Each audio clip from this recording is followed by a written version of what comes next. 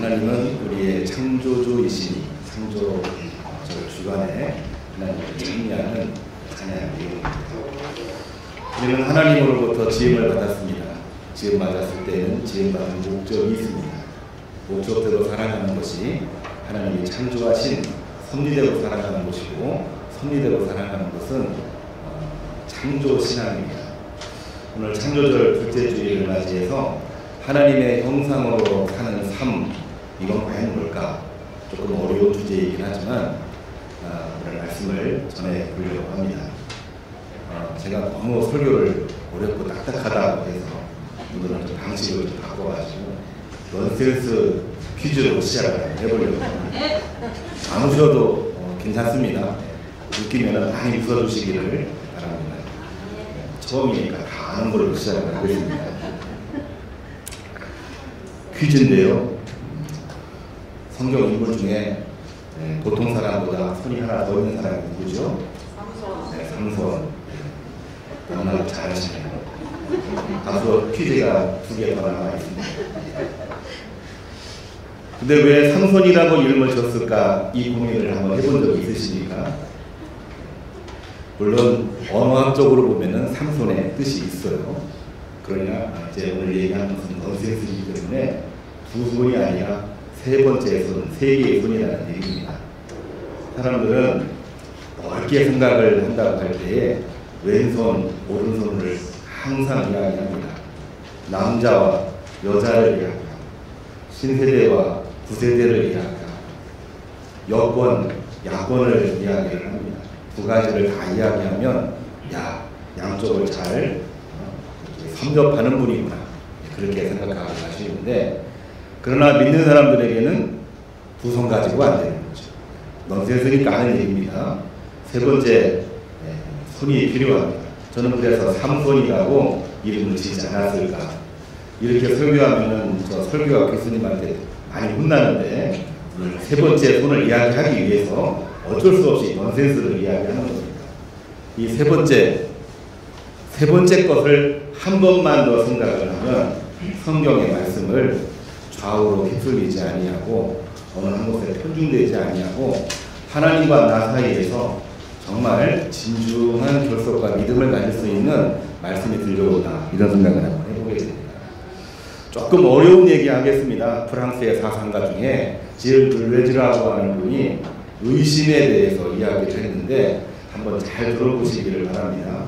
예전에도 한번 이야기한 적이 있는데 너무 어려운 이야기라 금방 잃어버리셨을 것 같아요. 그분이 뭐라고 얘기했냐면은 세상의 모든 것은 의심할 수밖에 없다. 왜냐하면 의심을 통해서 진실을 밝힐 수 있기 때문이다.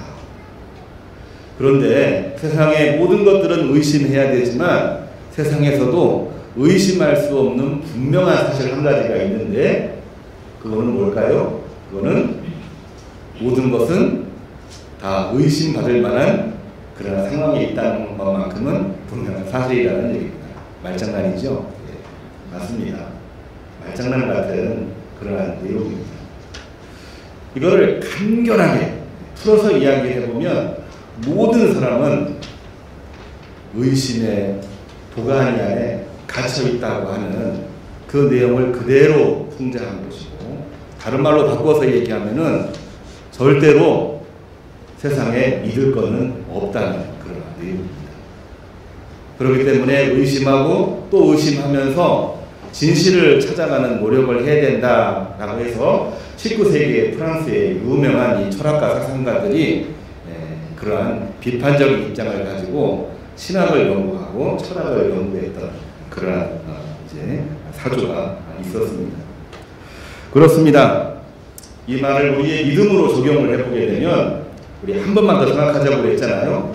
두 가지 말고 세 번째 생각하자고 그랬으니까 이거를 한 번만 더 생각을 해보면은 뭐가 나오냐면요, 우리가 믿음으로 산다고 말을 하고 있지만 사실은 믿음과 정반대의 길을 살 수도 있다라고 의심을 해볼 필요가 있다라고 합니다. 저도 그랬습니다. 제가 믿음으로 산다라고 말을 했지만 겉으로는 믿음이지 속으로는 욕망일 때가 많았습니다. 하나님이 나에게 원하시는 것이 믿음이거든요. 근데 하나님이 나에게 원하시는 것보다는 내가 하나님께 원하는 것이 조금 더 많아지고 있을 때 그것은 믿음이라고 하지 아니하고 욕망이라고 표현할 때가 많습니다.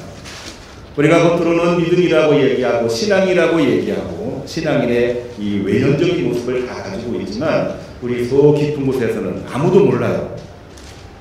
그것을 믿음이라고 인식만 할 뿐이지 그 안에 들어있는 욕망을 보지 못하는 겁니다. 그래서 우리가 양쪽 이것만 생각하면은 그래 그럴 수 있어라고 하지만 한 번만 더 생각하면 세 번째 삼손 한 번만 더 생각하면 하나님 앞에서 한 번만 더 생각을 하면은 우리가 진정한 믿음의 길로 걸어가는 데에는 하나님과의 깊은 결속이 필요하구나 이러한 것을 볼 수 있는 것입니다. 그렇습니다. 믿음이라고 말하지만 욕망일 때가 많습니다. 오늘날 고도의 문명 속에서 우리는 지식의 엄청난 양을 우리가 핸드폰을 통해서 가지고 있습니다. 지식 정보로 가득 차 있긴 하지만은 사실은 욕망에 사로잡힌 지식의 집합체라고 해도 과언이 아닙니다. 성경 읽으면서 하나님을 볼 수 있는 사람은 정말 지혜로운 사람입니다. 핸드폰을 보면서도 하나님을 볼 수 있다라고 한다면 얼마나 은혜롭겠습니까?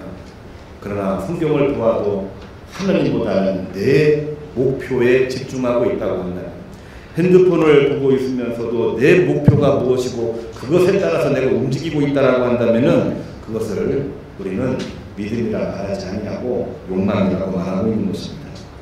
결국에는 그 욕망에 꽂혀 있을 때 우리는 한 번 더 생각을 합니다.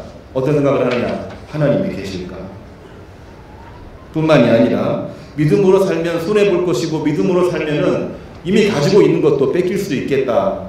그러니까 하나님 이것만은 좀 남아주세요. 속으로 말하면서 생활할 때가 있지 않느냐.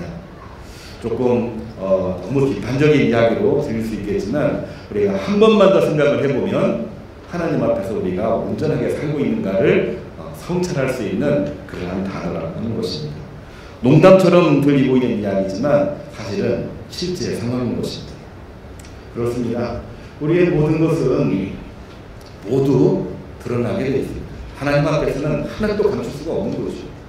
하나님 아니라고 할지라도 시간이 지나고 나면 역사 속에서 다 밝혀지게 되어 있는 것입니다.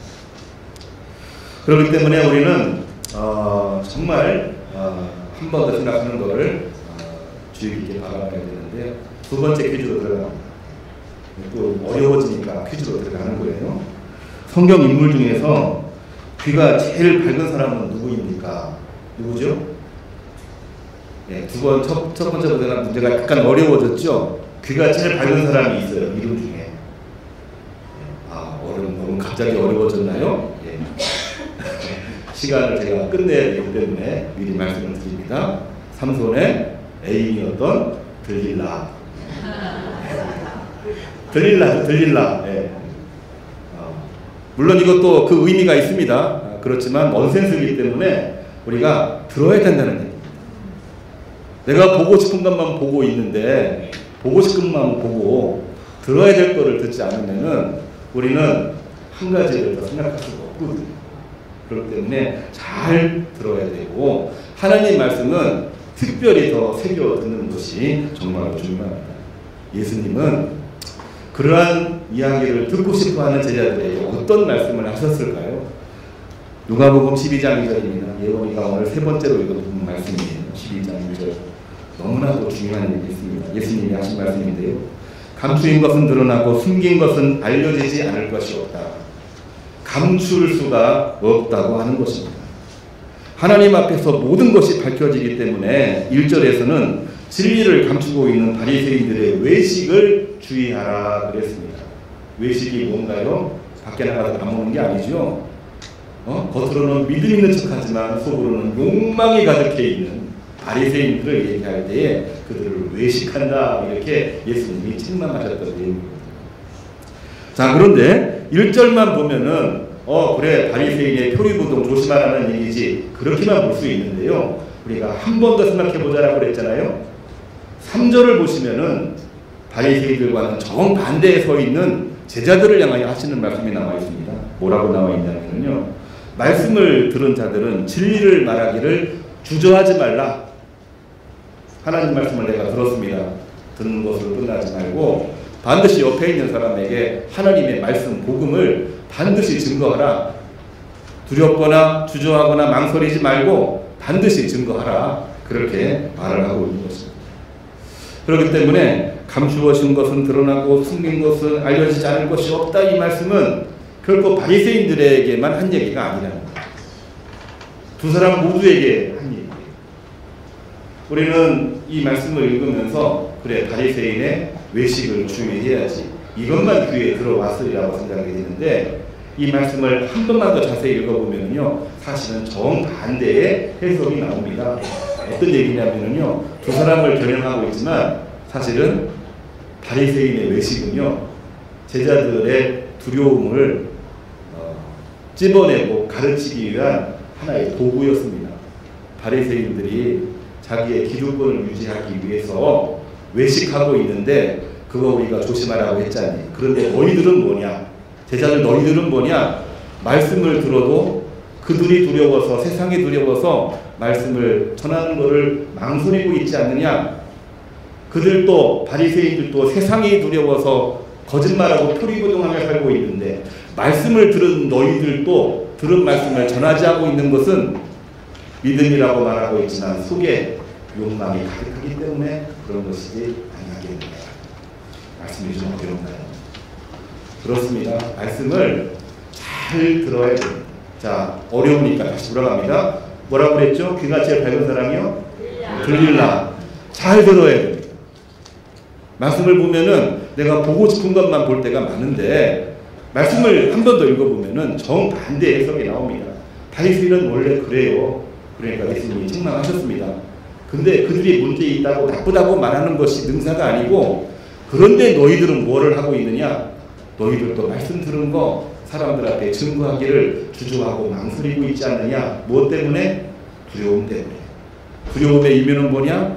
내 것을 잃을까봐, 내 것을 빼앗길까봐 하나님 말씀 증거하는 것을 망설이고 주저하고 있다는 겁니다.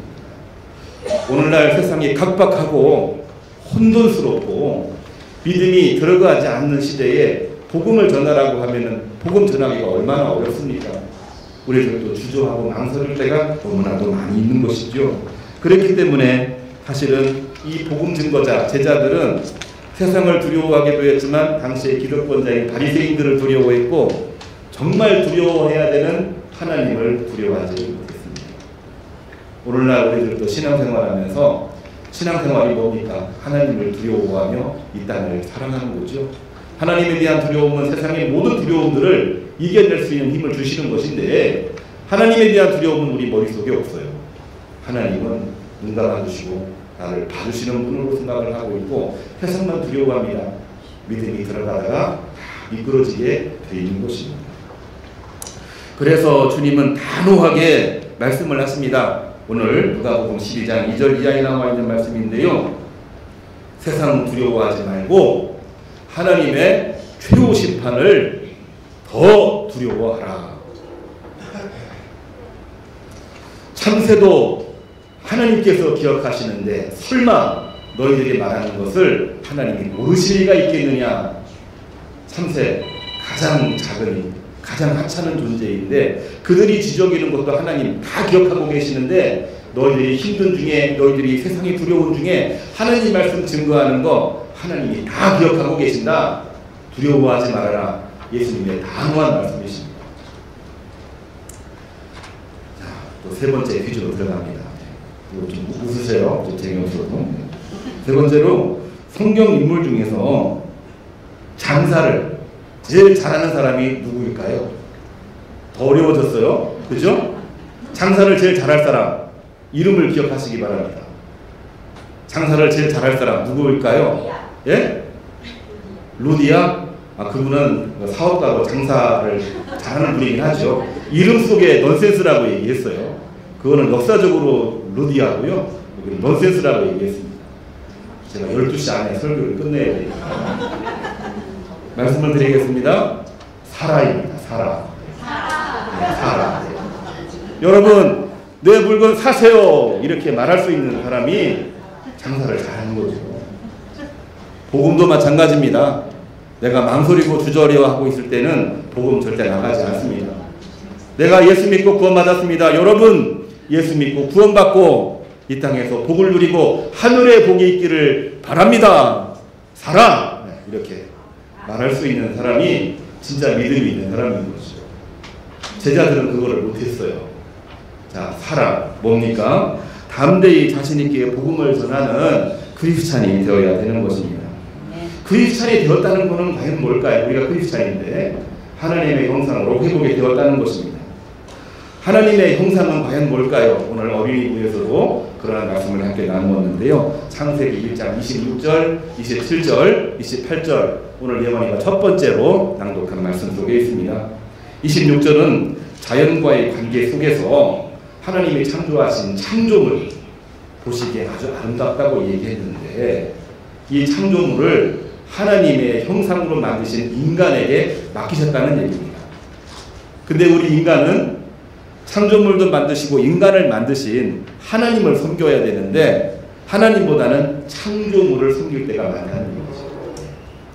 그렇기 때문에 창조물의 노예가 되지 말고 돈, 권력, 물질 그리고 나 자신의 노예가 되지 말고 하나님이 세우신 청지기로서 돈도 관리하고 모든 자연세계도 질서 보존하고 하나님이 주시는 창조의 섭리대로 살아가도록 세상을 잘 다스리는 것이 바로 창조신앙, 하나님의 형상으로 살아가는 것이다. 이렇게 말씀을 해주셨습니다. 27절을 보면은 인간관계 속에서 하나님의 창조 이야기를 합니다. 하나님의 형상으로 사람을 지으시되 남자와 여자로 만드셨다고 얘기했습니다. 말씀도 조금 어려워 보이는데요. 하나님의 형상이 회복되는 순간이 어느 순간입니까? 남자와 여자가 서로 사랑하는 마음을 가지고 바라볼 때 남자와 여자로 보이지 아니하고 하나님의 형상으로 보이기 때문에 그렇습니다. 우리가 성경을 보면은 쌍둥이인데 원수처럼 지낸 형제가 있죠. 형 에서와 동생 야곱인데 장자권 빼앗아 가지고 20년 동안 헤어져 있다가 다시 만나는 순간입니다. 이 야곱은 형에게 용서받기 위해서 선물도 보내고 두 때, 세 때를 나눠서 보내고 편지도 보내고 용서를 구해요. 근데 형은 400명의 군사와 칼창을 들고 달려온다고 합니다. 만나면 어떻게 될까요? 야곱은 그냥 죽는 거예요. 그런데 야복강가에서 하나님 앞에 기도하고 또 기도하고 천사와 씨름하면서 이 환도뼈가 부서지는 아픔 속에서도 고통 중에도 하나님을 부르짖으며 기도한 다음에 형 에서를 만나는데 갑자기 이 형 에서가 마음이 바뀝니다. 어떻게 바뀌느냐? 칼과 창으로 찔러 죽이려고 했던 그 마음이 갑자기 눈물을 흘리며 다가와서 끌어안고 남자끼리 이맞춤을 하고 있는 겁니다. 너무나도 이상하잖아요. 엄청난 사건이 벌어지고 있는데 이 사건이 벌어지게 된 결정적인 계기 여러 가지를 이야기합니다만 그 이야기 중에서 하나의 증거를 얘기해 본다고 한다면은 야곱이 에서형에게 만나자마자 한 말이 있어요. 뭐라고 얘기했냐면은 형님을 배우니 하나님의 얼굴을 배우는 것 같습니다. 이게 바로 야곱의 고백이었습니다.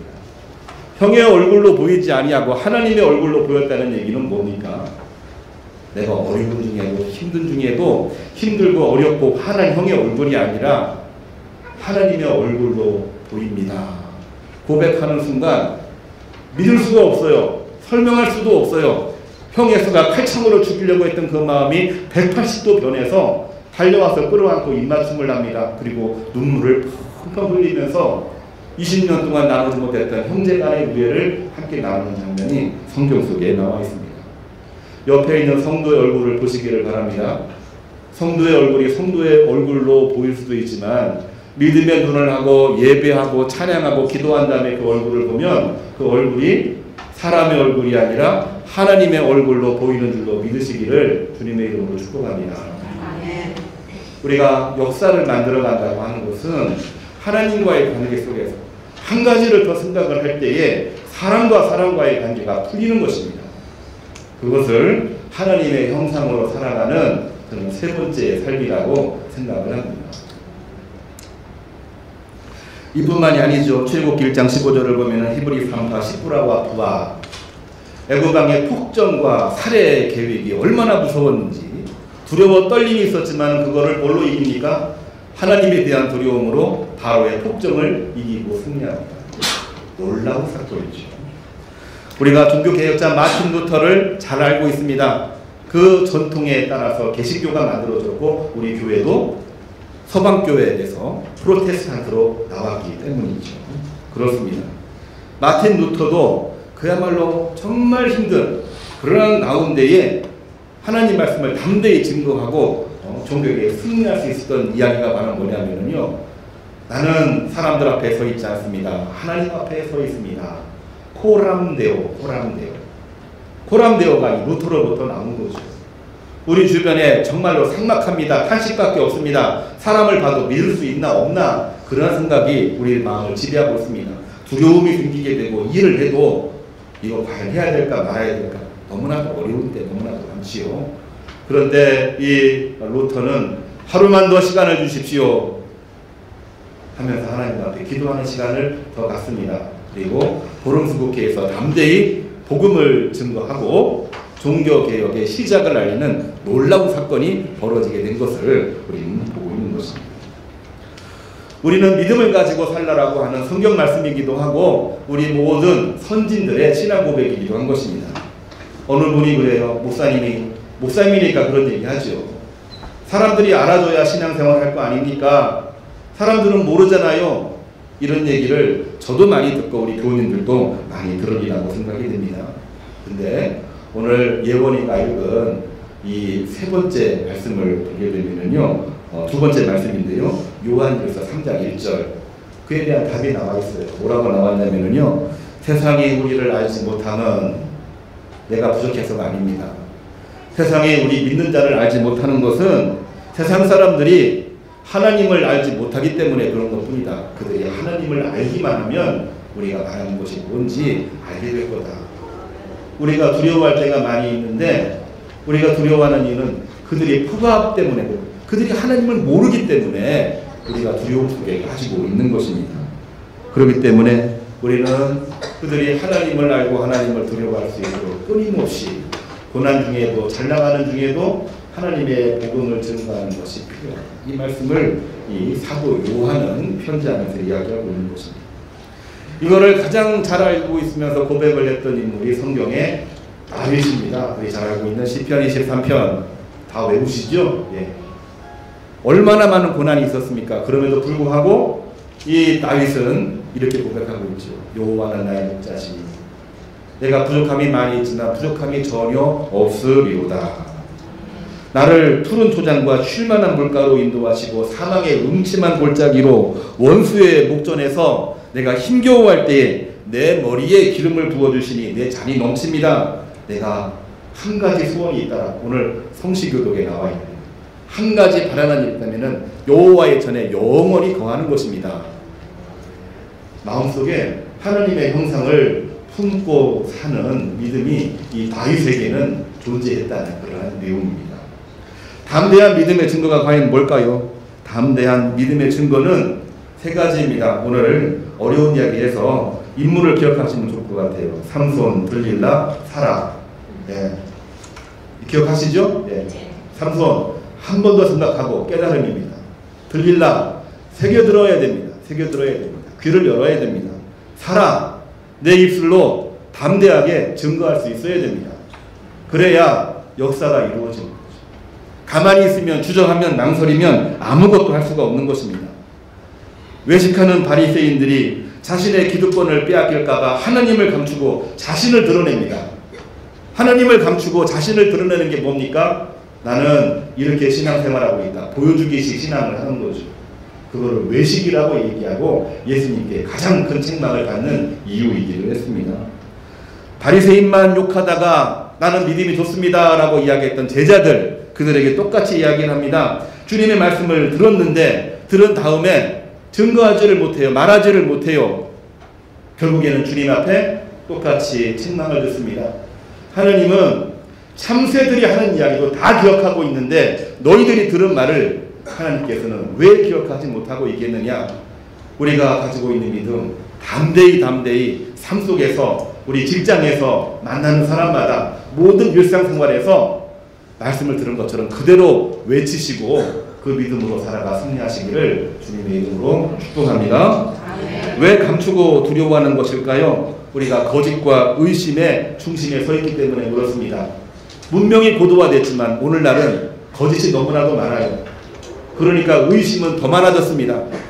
이제는 어느 누구도 믿을 수가 없어요. 다들 피로해 있고 지쳐 있습니다. 이러한 때 한 번만 더 생각을 하십시오. 누구냐? 여호와님. 새겨 들으십시오. 들릴라. 이 말씀이 결코 바리새인을 겨냥하는 게 아닙니다. 바리새인을 욕하면서 우리 자신이 스스로 거짓 속에 빠지고 있는 것을 예수님이 말씀하고 계십니다. 그 다음에 세 번째가 누구라고 그랬죠? 장사를 제일 잘하는 사람. 누구요? 사람. 예. 사세요. 복음을 들으세요. 복음을 받아들이세요. 돈도 안 받아요. 담대히 외칠 수 있는 믿음을 가질 때 거기에서 역사가 이루어지고 거기에서 하나님이 주시는 30배, 60배, 100배의 복이 있는 줄도 있습니다. 하나님의 형상을 입읍시다. 우리는 하나님 앞에 서 있습니다. 하나님의 형상을 품으려면 어떻게 해야 되느냐? 늘 이야기하지만 예배 빠지지 말고 기도할 때 열심을 내서 기도하고 서로의 얼굴을 보면서 사람의 얼굴로 보지 않고 하나님의 얼굴을 보고 축복하고 격려하고 하나가 될 때 하나님은 그 속에서 놀라운 초대교회의 역사를 부어주시는 줄로 믿습니다. 우리 교회가 그러한 교회가 되고 우리 모든 성도들이 교회, 가정, 모든 일터에서 주님의 이름으로 승리하시기를 주님의 이름으로 축복합니다. 주님 다시 오실 때까지 파송 찬양 함께 해보겠습니다.